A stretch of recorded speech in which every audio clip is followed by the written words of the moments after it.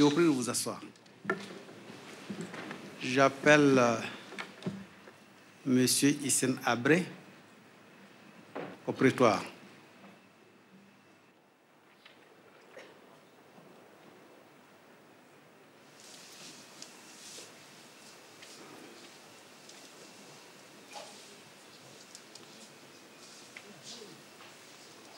Nous aimerions savoir, est-ce que Monsieur Hissène Habré dispose d'une défense, c'est-à-dire est-ce qu'il y a des avocats qui sont consultés et présents dans la salle pour sa défense?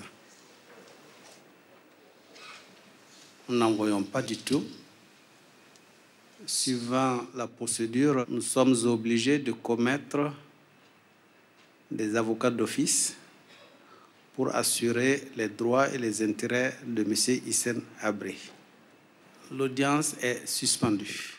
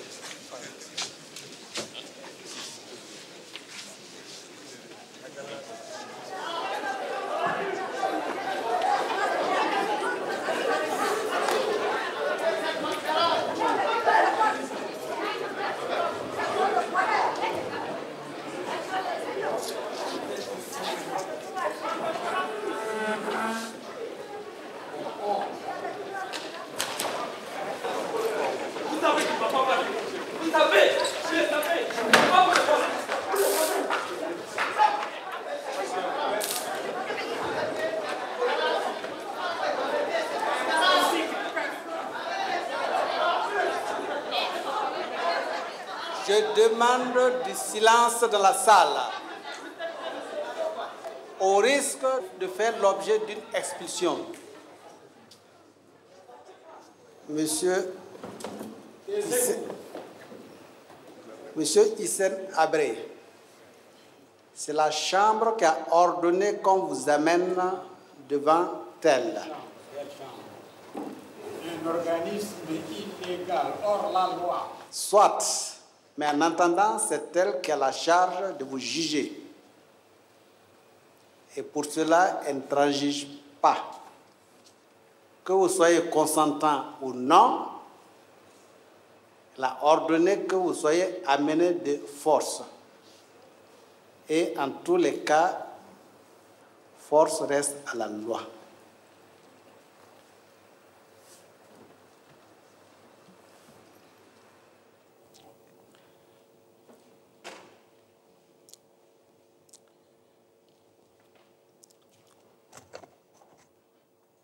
Je voudrais dire que les crimes commis par le régime de M. Hissène Habré ne sont pas une fiction ou une simple légende.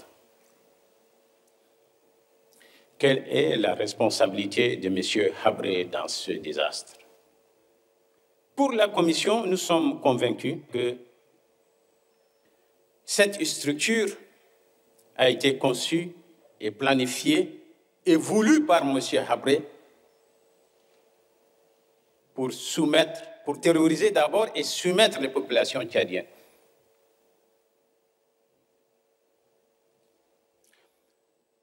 Parce que c'est lui qui a créé cette institution, la DDS, par décret numéro 005/PR, en date du 26 janvier 1983.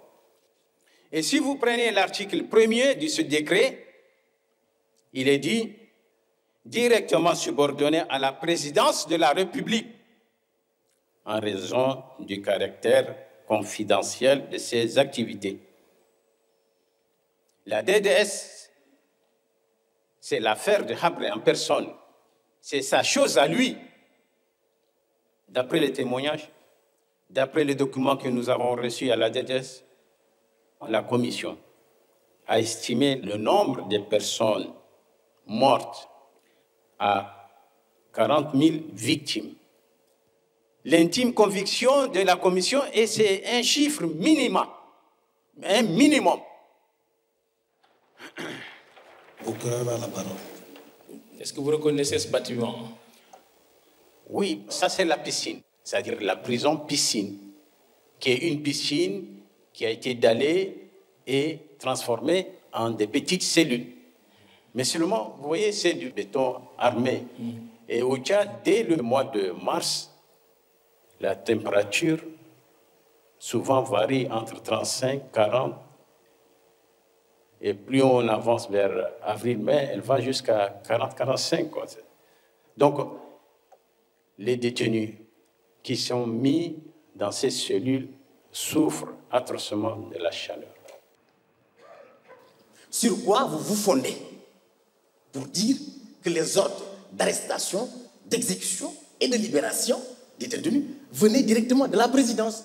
Je vous ai lu des déclarations de Salih Younous, il y en a d'autres, Abou Gren, il y en a d'autres CDPV qui sont là, où ce sont des agents qui ont assumé le rôle dans l'organisation matérielle et dans le fonctionnement de ces services-là. Monsieur Salih Younous est quelqu'un qu'il a nommé à la tête de cette institution. Il lui rend compte quotidiennement et il reçoit aussi des ordres quotidiennement de monsieur Habré pour faire son travail. Mais y a-t-il des écrits? Pour le moment, ici, j'ai les témoignages. J'ai les témoignages de M. Salih Younous, j'ai les témoignages de M. Mohamed Djibrine, on a les témoignages de ces hauts chefs de service qui ont travaillé dans le secteur.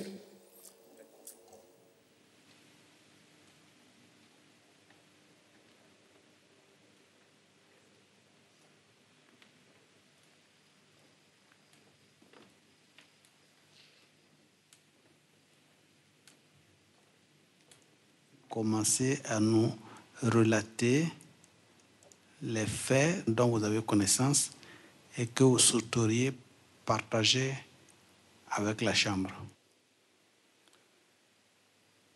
Monsieur le Président, Monsieur le juge, en 1988, j'ai été accusé faussement, enfermé dans des conditions inhumaines.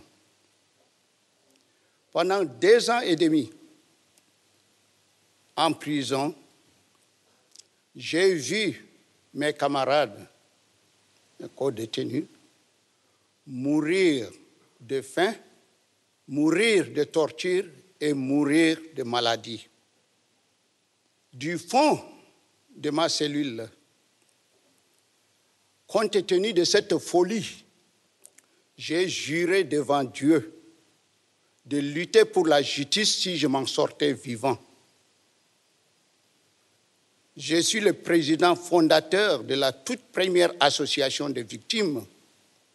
Avec mes camarades et avec l'aide des organisations tchadiennes et organisations internationales, nous avons combattu pendant 25 ans en faveur de justice.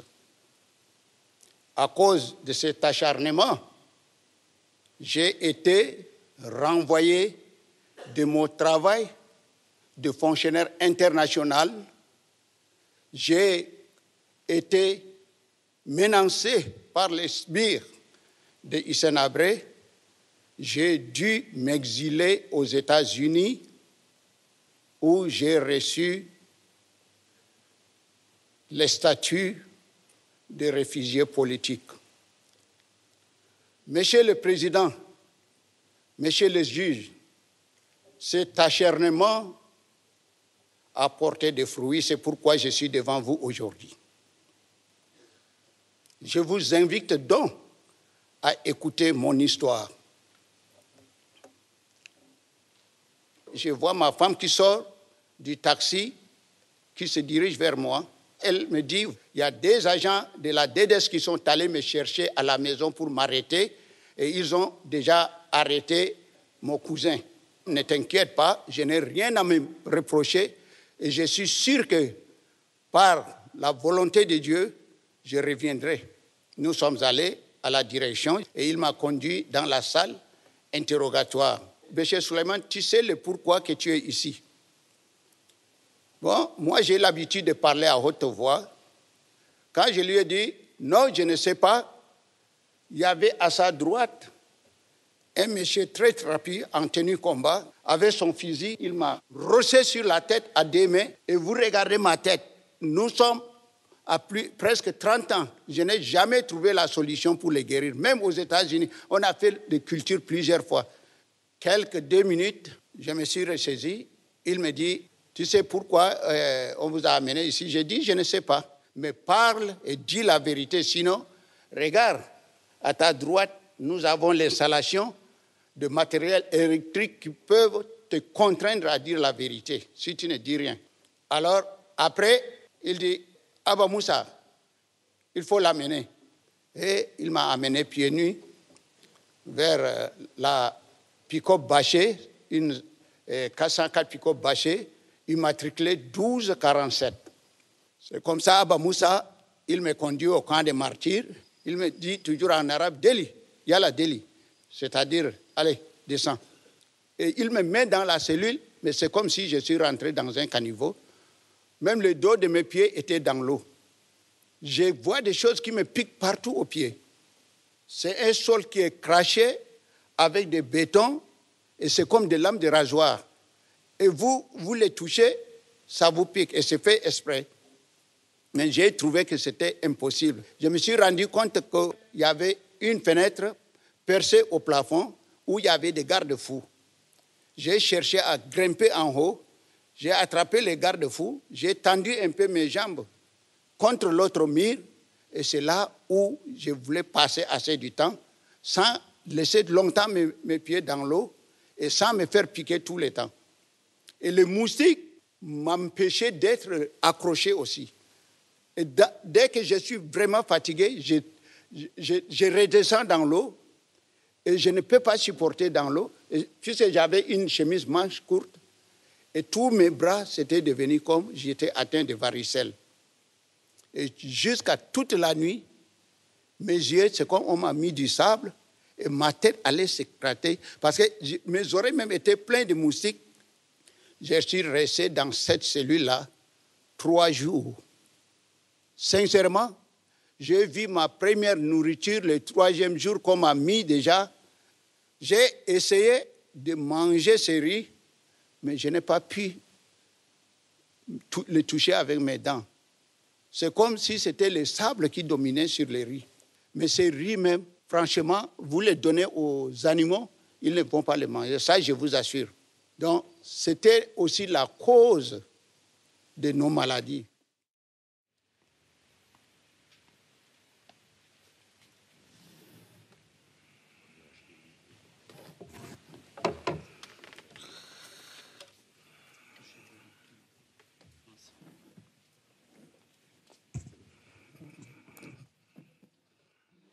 Les agents de la DDS l'appelaient Sabagalmout. Qu'est-ce que cela veut dire, Sabagalmout? Qui court plus vite que la mort. Je cours plus vite que la mort. Abba Moussa m'a nommé ici. Comment vous avez fait pour décompter avec précision le nombre de morts dans la détention? Je récite 900, 900, 900. Je compte sur 900. Demain matin, vous connaissez. 10, 20, 30, je connais, 930, 930, ainsi de suite, jusqu'à 2053. Vous avez tout à l'heure dans votre déposition dit que lorsqu'on vous a amené à la présidence,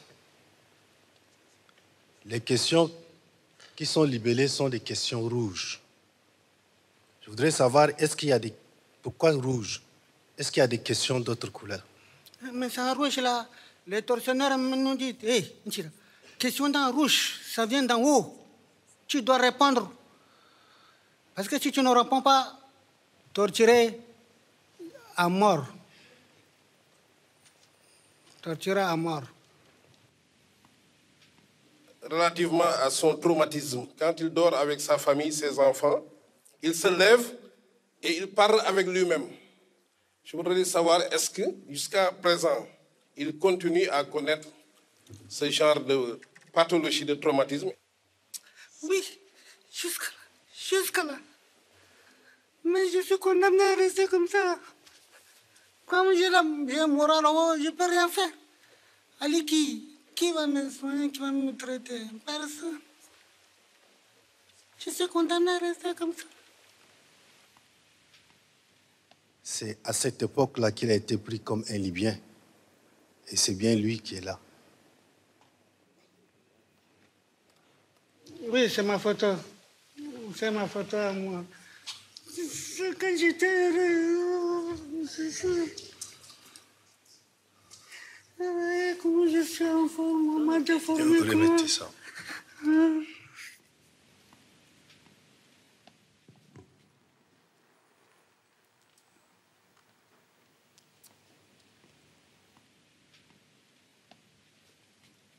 Vous avez été cité pour venir témoigner devant cette chambre.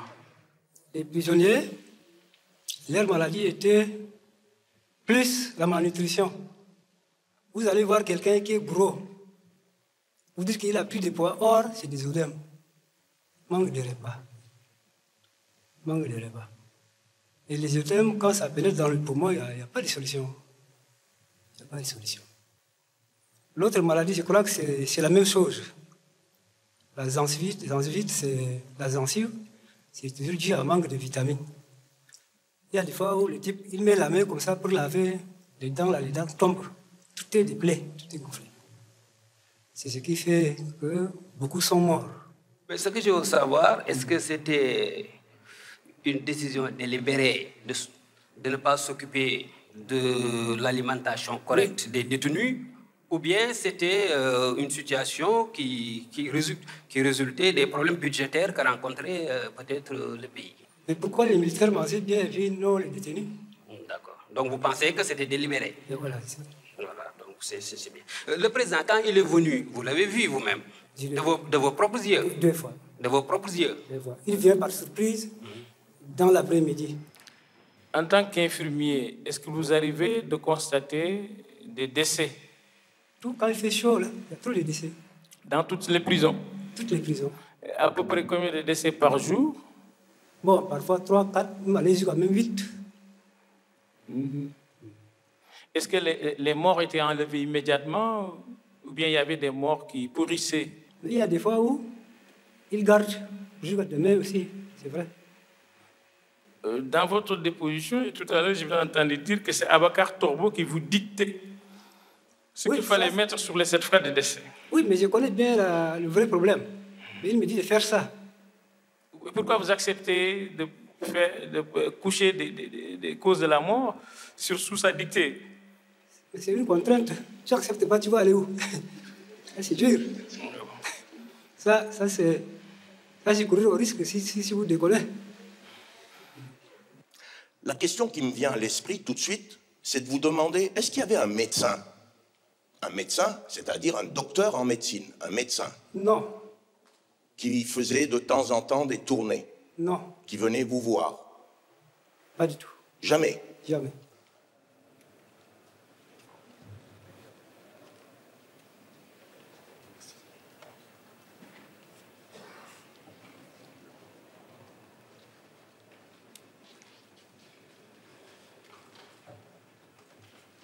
Vous étiez donc au cœur du système de répression.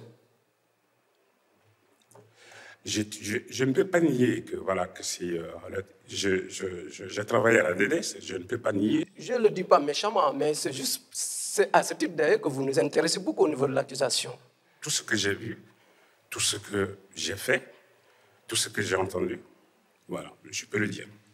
Pour délit, les codos, etc., rassemblés dans cette ferme pour rallier les fentes, subitement débarquent des hommes armés. Quelle est l'unité qui était venue pour attaquer avec surprise ces combattants Kodo qui étaient désarmés? Donc, Delhi était une ferme. Donc, il y a eu des habitations, il y a eu des bâtiments qui sont appropriés pour pouvoir, par exemple, parce que les codos, quand vous les regroupez, ils sont avec leur famille, les enfants. Il y a eu des discussions, je ne sais pas qu'est-ce qui s'est passé. Il y a un détachement de l'armée qui était venu, c'était les fentes, et qu'ils ont tiré sur les gens. Et les gens, ce n'était pas seulement que des militaires, parce que dans la ferme, il y avait aussi des civils.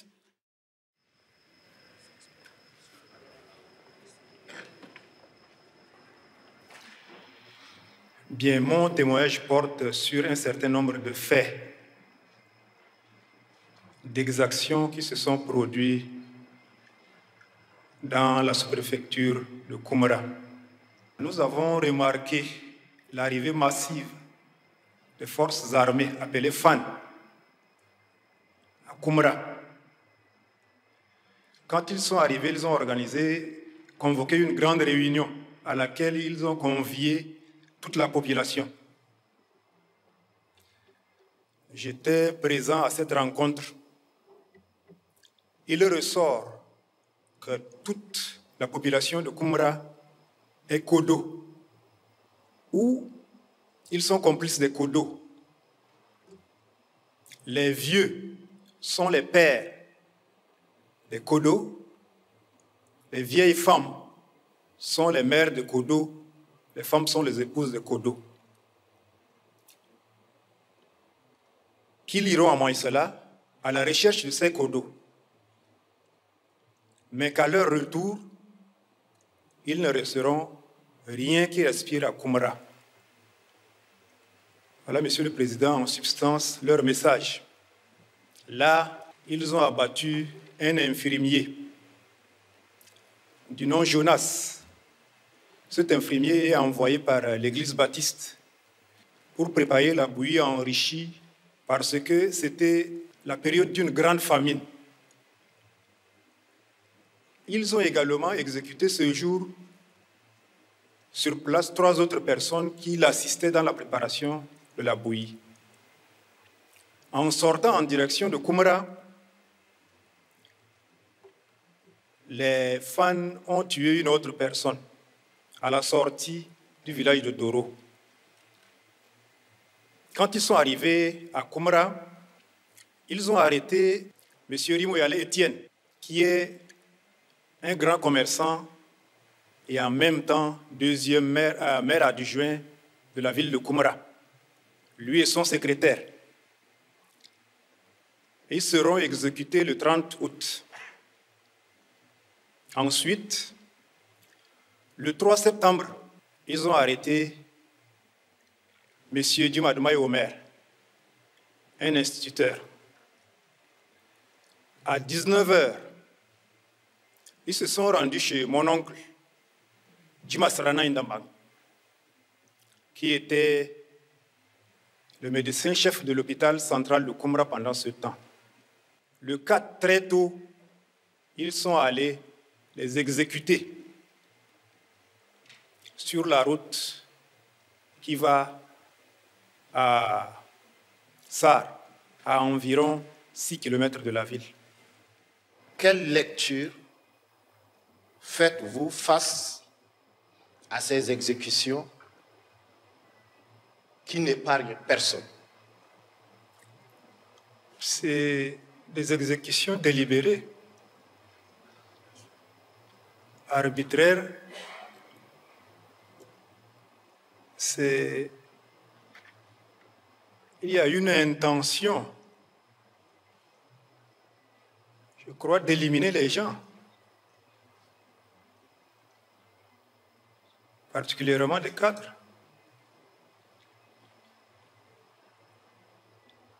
Merci, Monsieur le Président. Le témoin a répondu à ma question.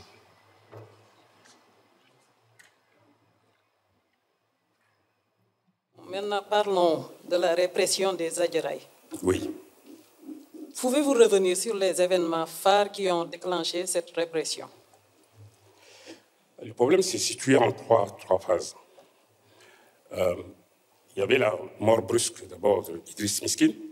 Il était le ministre des Affaires étrangères qui était dans le gouvernement du président Hissène Habré. Mais les Adjaraï qui sont même en fonction au sud, qui sont à l'est, qui sont en l'autre, sont arrêtés.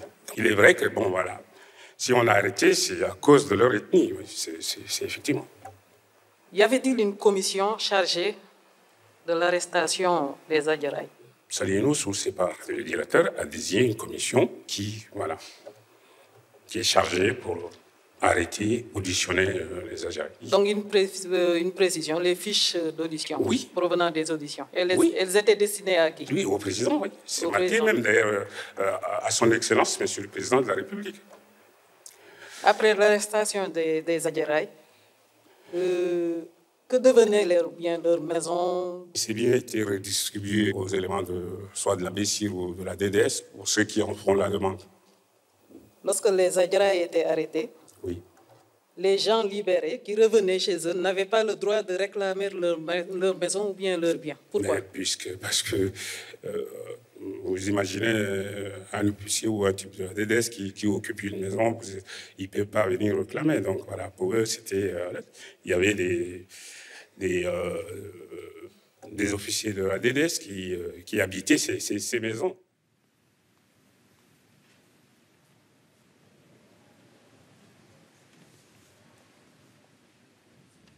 Je m'appelle Mohamed Nour Dadji. Je suis le fils de M. Mohamed Dadji et de H. Kabira. C'était autour de 23h30 qu'on était arrivé à la Bessire. Il y avait une dizaine de prisonniers qui étaient là. La plupart étaient des Adjaraï. Vers 2h15, ils ont encore ouvert la porte. Ils ont demandé à mon père de venir. M. Dadji, veuillez nous suivre. 2 jours après, ils nous ont envoyés à la salle d'interrogatoire. Dans la salle d'interrogatoire, il y avait une chambre. Et la deuxième, il y avait une antichambre où ils avaient des gars qui étaient en train d'être torturés. Il était attaché, assis, attaché, et les mains étaient sur la table. C'était un truc que je ne peux pas oublier. Dites-vous bien, on lui a arraché les 10 ongles avec une pince. Et il n'a pas bronché. Il n'a pas bronché. Imaginez la scène. À 17 ans, on vous fait voir de telles atrocités. 2 jours après, c'était la même chose. On était venus, on était debout. Et avant tout interrogatoire, il y avait toujours quelqu'un qu'on torturait. Cette fois-ci, c'était quelqu'un qu'on avait pris en abattage. On l'avait attaché derrière le dos. C'était tellement violent qu'on sentait même ses os craqueler. Imaginez le sort. On nous a posé la même question. Ils étaient répartis. Après, on était répartis. 2 jours encore après, on nous fait venir encore. Cette fois-ci, là où on était debout, il y avait un cadavre qui était là, dont le sang gisait. On est obligé de retirer le cadavre pour qu'on soit debout. 2 semaines après, on nous a relâchés. Et on nous a dit, vous n'avez rien vu, vous n'avez rien su, rentrez chez vous. Maintenant que vous êtes devant M. Sénabré, Monsieur le Président, je vous demanderai de lui demander ce qu'il a à lui dire. Qui, moi? Oui. Qui me disent qu'est-ce que mon père lui a fait et pourquoi cet acharnement sur nous. Qu'ils me disent. Et comment il est mort. C'était son compagnon de lutte pourtant. Ils avaient fait du chemin ensemble. Pourquoi? Il pourrait très bien l'enfermer. Mon père était non politique, ça je ne peux pas le nier. On pourrait l'enfermer comme tout autre. Juste le temps de faire des enquêtes, de savoir s'il était impliqué ou pas. Seule la Cour et moi voyons que M. Sénabré bat du pied depuis 10 minutes. Pouvez-vous lui poser la question de savoir s'il a quelque chose à dire après ce témoignage? Je vous remercie. Si M. Sénabré a quelque chose à dire, certainement le dira.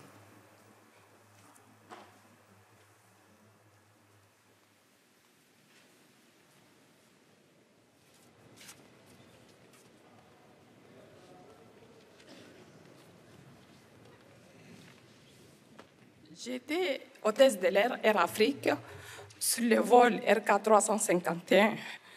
À l'arrivée à l'escale de transit de N'Djamena, je suis descendue pour aller voir mes parents.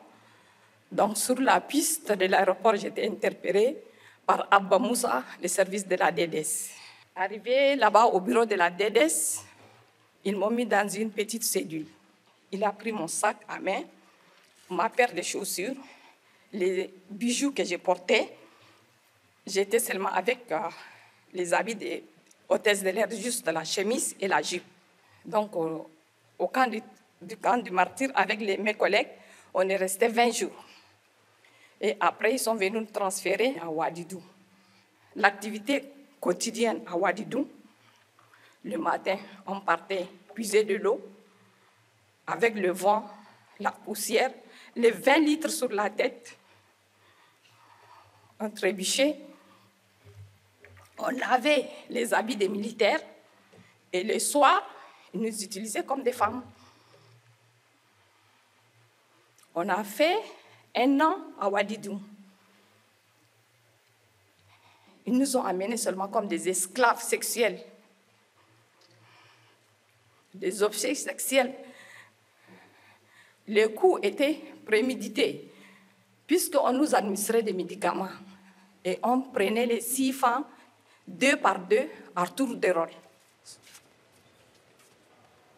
Vous avez dit tantôt, je suis très fier de venir à Dakar pour témoigner dans cette affaire.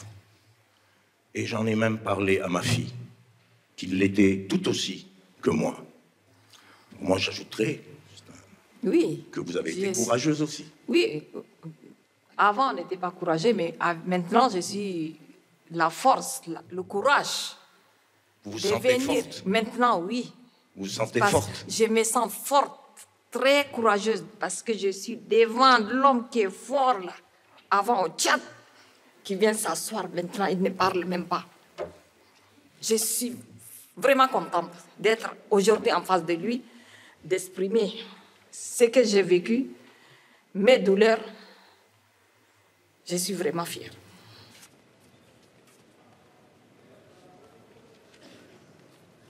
Est-ce que vous pouvez nous dire la date, le début de la répression de l'ethnie Sakawa? Ça a démarré la journée du 1er avril 89.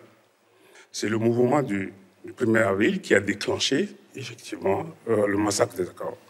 Mais à présent, je voudrais que vous nous précisez les motifs d'arrestation des membres de cette ethnie. Le problème des Zakawa avec les Gouanes, si on peut revenir en arrière pour essayer de comprendre, c'est qu'ils étaient au cœur du pouvoir du Sénégal.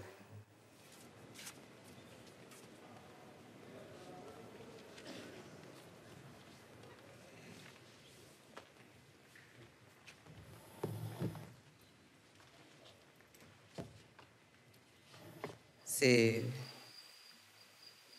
vers 7 heures, le 1er avril, vers 7 heures, que j'ai appris que mon mari et ses compagnons ont quitté N'Djamena. Donc, à la fin, vers le 14 avril, j'ai appris par la radio et par les Tchadiens qui vivaient à Paris que Hassan Diamous a été capturé par la force gouvernementale et ramené à N'Djamena. Donc, j'ai essayé de tout faire pour avoir au moins de ces nouvelles, mais mes demandes sont restées sans suite. Et le 25 avril, j'ai appris par la radio France Internationale qu'il est exécuté. Il est décédé, donc... et puis le gouvernement, automatiquement, a démenti cette déclaration. Mais je sais qu'il a été exécuté à N'Djamena. Les motifs de cet acte, est-ce qu'on vous les a clairement indiqués? Non. je voudrais au moins connaître la tombe de mon mari pour permettre à ses enfants, à sa famille et à moi-même d'aller nous recueillir sur sa tombe. Est-ce à dire que parmi les fosses communes, les endroits où il y a eu des enterrements, vous n'avez aucune indication relativement au lieu où votre mari a été enterré? Je ne sais pas. Et de qui attendez-vous l'indication de cette tombe, de l'endroit où il est enterré? De M. Hissène après. Pourquoi? Parce que lui, il sait très bien.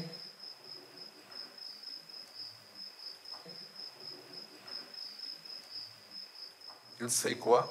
Il sait là où le défunt a été enterré. S'il l'a jeté dans le fleuve ou s'il l'a enterré, il sait très bien. Parce que le défunt n'est pas n'importe qui. Je vous remercie.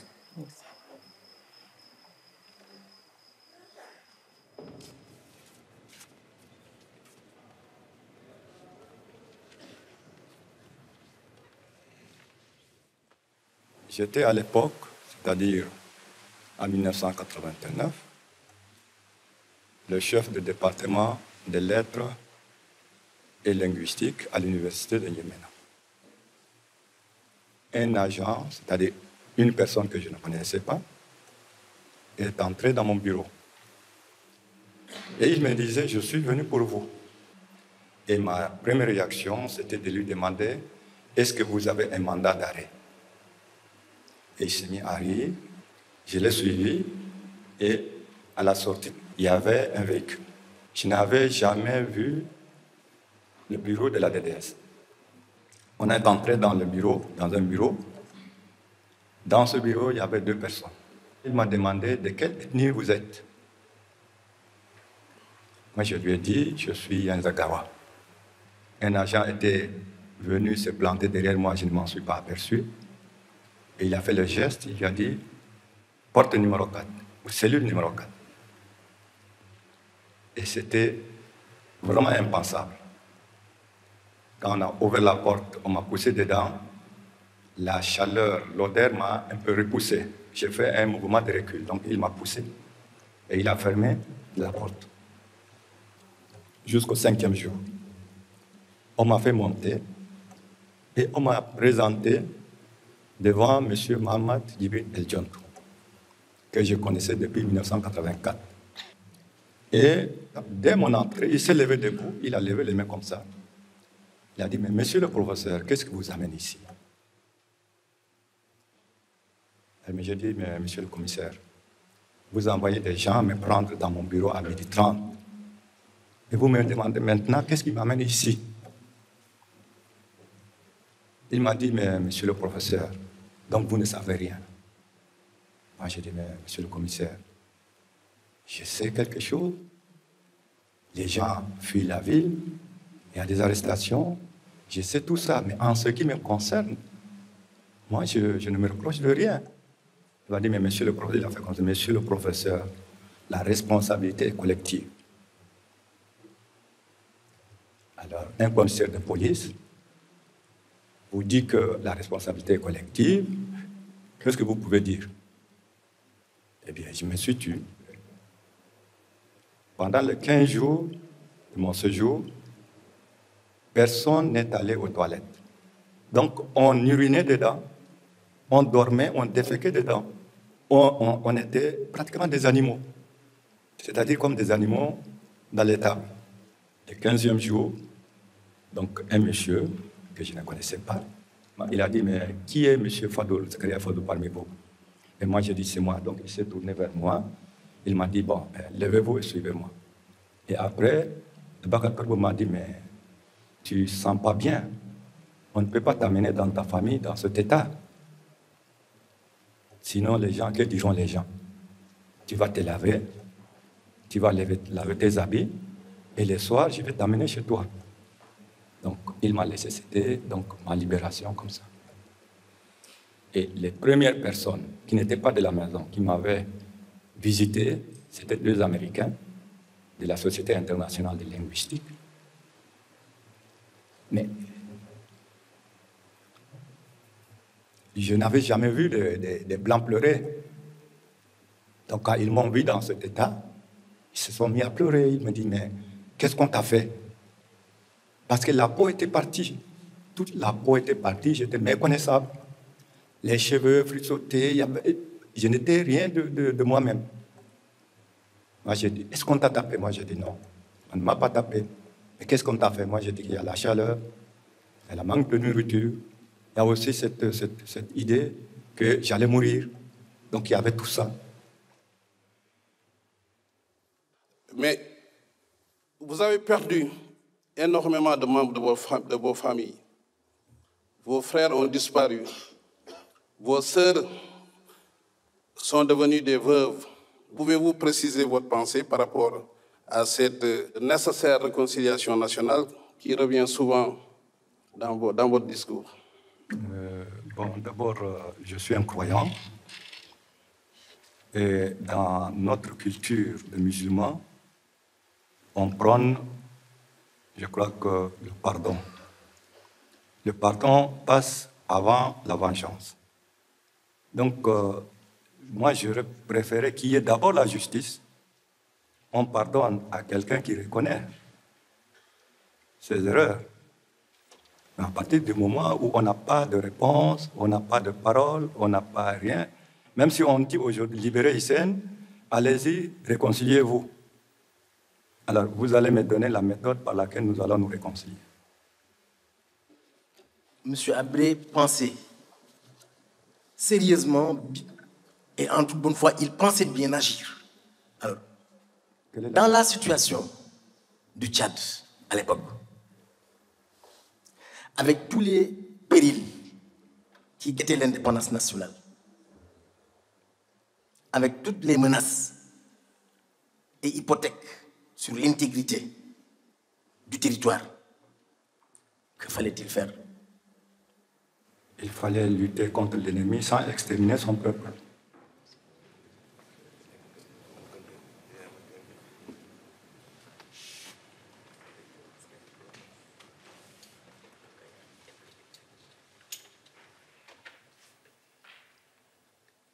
C'était difficile pour les Tchadiens.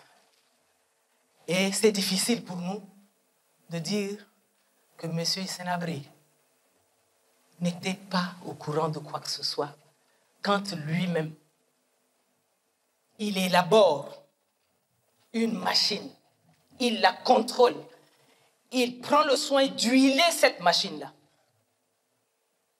de s'assurer qu'elle marche.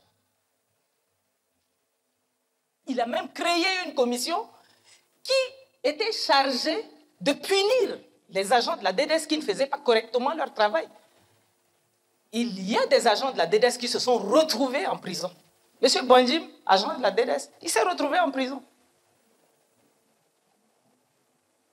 Monsieur le Président, Messieurs les juges, derrière tout cela, derrière ces disparitions, ces décès, ces personnes sorties handicapées des geôles de la DDS, derrière tout cela, il y a un responsable.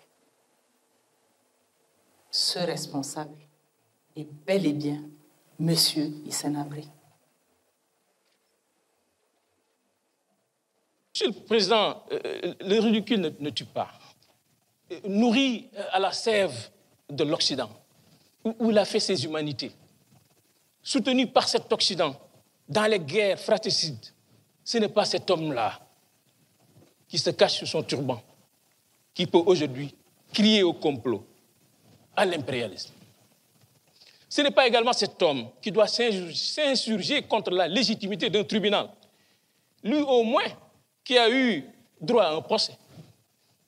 Face aux témoignages poignants des victimes, Habré a répondu par le silence. Aucun mot de repentir à l'endroit de ses compatriotes victimes des atrocités les plus cruelles. Les crimes qu'il a commis portent atteinte aux valeurs humaines les plus fondamentales et les plus protégées au niveau international. Ils doivent être réprimés à la mesure de la gravité de ces atteintes.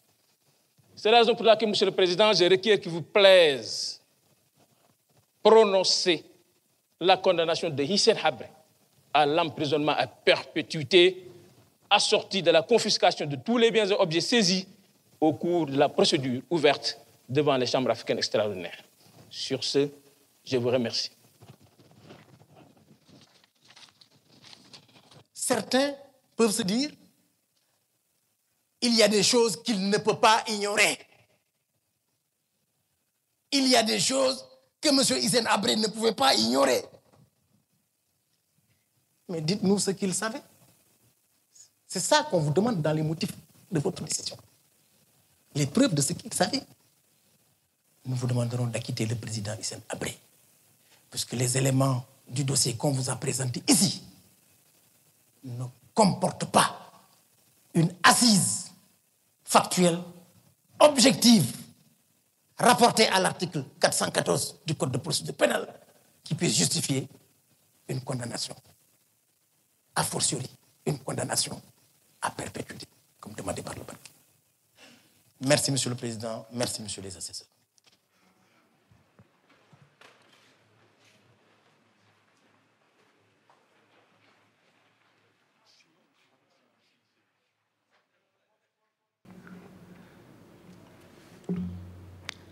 Bien, la Chambre africaine extraordinaire d'assises rouvre l'audience d'aujourd'hui pour rendre sa décision dans l'affaire Le parquet contre Hissène Habré.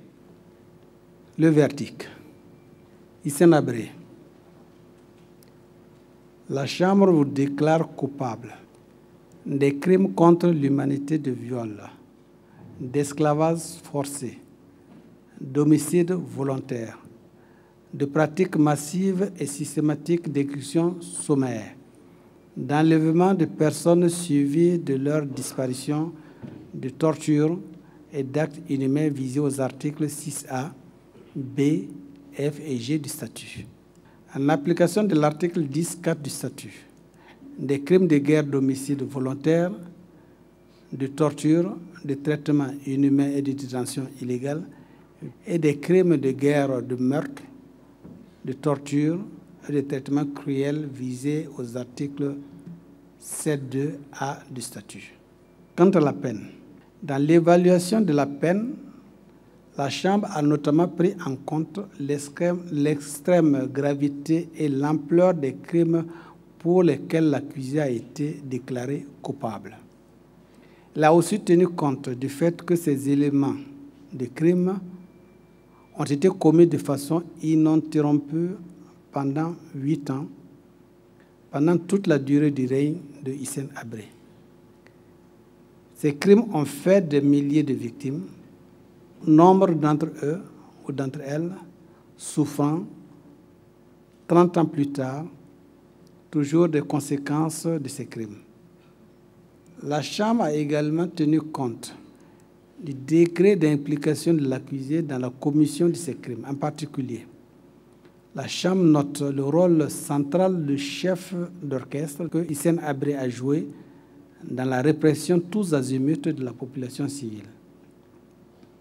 Hissène Habré qui concentrait tous les pouvoirs, président de la République, chef suprême des armées, puis à partir de mars 1986, ministre de la Défense, a créé et entretenu un système où l'impunité et la terreur faisaient loi.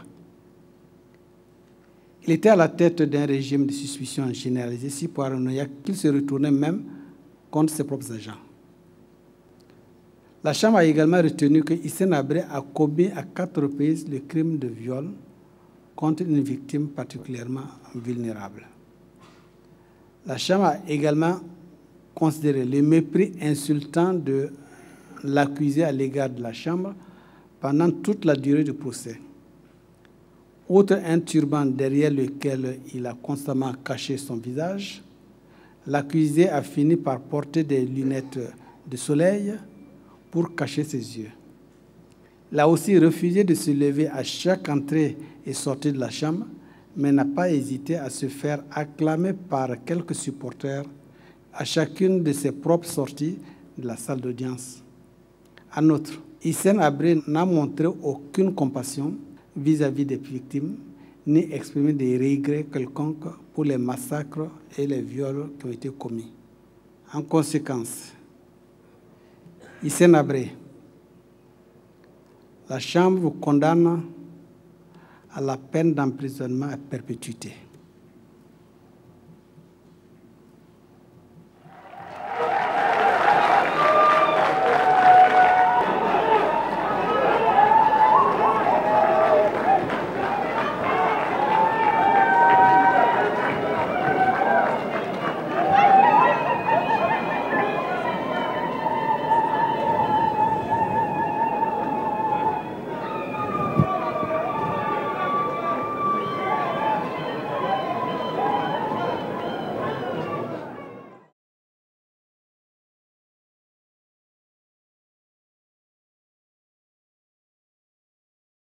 La Chambre condamne Hissène Habré à payer à chacune des victimes de viols répétés ou d'esclavage sexuel la somme de 20 millions de francs CFA, à chacune des détentions arbitraires et de torture, de prisonniers de guerre et des rescapés des massacres, la somme de 15 millions de francs CFA pour toute cause de préjudice confondue.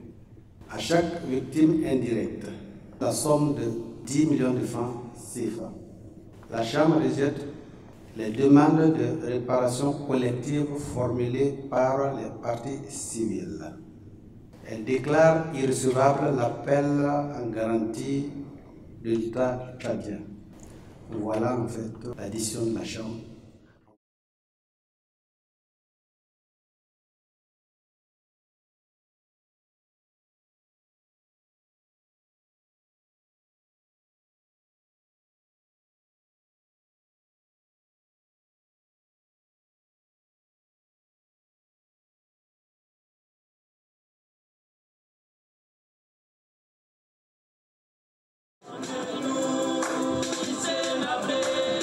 Je suis toi.